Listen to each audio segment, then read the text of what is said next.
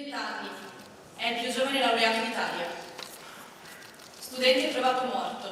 da mesi non dava esami. Ha colpito tutti durante l'inaugurazione dell'anno accademico dell'Università di Padova il discorso di Emma Ruzzon, presidente del Consiglio degli Studenti, che oltre ad appendere una corona d'alloro legata con un nastro verde, ha voluto calcare la mano parlando, al di là del cerimoniale, in memoria di chi è arrivato a compiere gesti estremi quali il suicidio per problemi legati alla carriera universitaria. Siamo stanchi, ha detto, di piangere i nostri coetanei e vogliamo che tutte le forze politiche presenti si mettano a disposizione per capire insieme a noi come attivarsi per rispondere a questa emergenza. Ma serve il coraggio di mettere in discussione l'intero sistema meritocentrico e competitivo. Abbiamo deciso di porre l'attenzione tra le altre cose sulla salute mentale di noi studenti e studentesse che viviamo all'università e non solo, si applicherebbe anche alle scuole superiori, perché i fatti recenti e non ci spingono e ci obbligano a parlarne, giustamente, perché è evidente che il sistema universitario in cui viviamo è un sistema che punta tutto su una fortissima competizione gli uni tra gli altri, su un eccellere ad ogni costo e su un andare veloci, sempre più veloci, e ci sembra di non avere il tempo di fermarci quando stiamo male, e questa cosa va risolta, e va risolta da un lato trovando delle soluzioni, quindi avendo più presidi psicologici banalmente all'interno delle università, ma facendo un ragionamento sistemico e reale sulla salute mentale, ma soprattutto anche analizzando il problema alla radice, ovvero come mai le università spingono così tanto sulla velocità, sull'eccellenza, su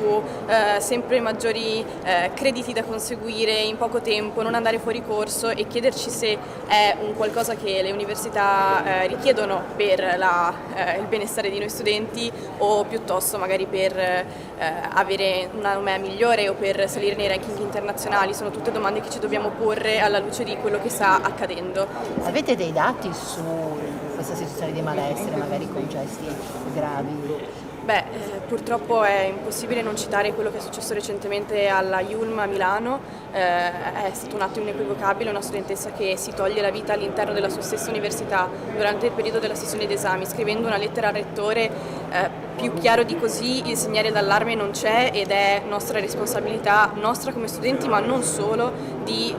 prendere atto di questi segnali d'allarme e fare qualcosa, parlarne, non lasciarli inosservati e soprattutto non lasciare che diventino un qualcosa di cui piangere solo nei giorni successivi per poi dimenticarli. Dunque la competitività non deve essere portata all'estremo. I ragazzi non vanno lasciati soli né nel momento di impegno verso lo studio, ma nemmeno in fase di ricerca, per esempio dell'alloggio, o quando devono ottenere una borsa di studio. Quello che ci chiediamo nel discorso è come sia possibile parlare di merito e parlare di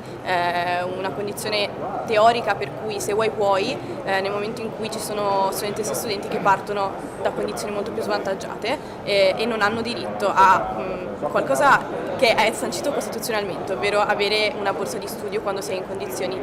indigenti, diciamo. Sì, il nostro ateneo è molto attrattivo per gli studenti internazionali.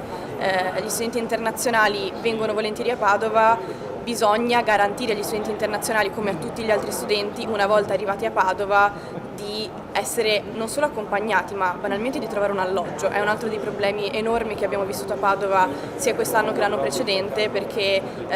Padova è una città che non è del tutto pronta ad accogliere le 70.000 persone che ora sono iscritte all'Università di Padova, e c'è bisogno di un'interrogazione, di un